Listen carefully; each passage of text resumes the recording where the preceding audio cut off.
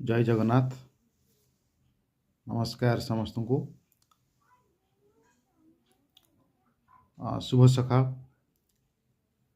आज गोटे छोट कथारू आलोचना आरंभ करवा। ज्ञान ही एकमात्र उपादान जहाँ मनीष को कौन सी परिस्थिति रे कौन सी स्थान रे छाड़ी न थाए। अन्य समस्ते अन्य कौन सी परिस्थिति रे भी छाड़ी दे पारंती। So that knowledge is power. मनीषर ज्ञान ही सर्वशक्तिमान।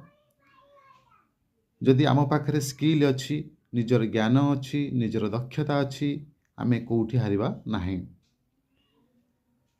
समय आसीबो, परिस्थिति आसीबो, आपण मानक पाखरु समस्ते छाड़ी की पळेइबे, किंतु निजर ज्ञान, निजर बुद्धि, निजर दक्षता छाड़ी की जाई परिबो नाही। आमर सुंदरता पळेइ जाई पारे, आमर यौवन पळेइ जाई पारे, आमर धन संपत्ति पळेइ जाई पारे, किंतु आमर ज्ञान जीवो नाही।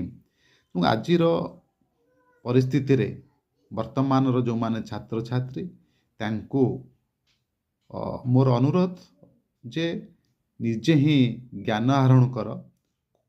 कौन सी जिनस निजर नुहे, ज्ञानटा ही निजर। तेणुक निजर नॉलेज, निजर दक्षता को बढ़ाओ।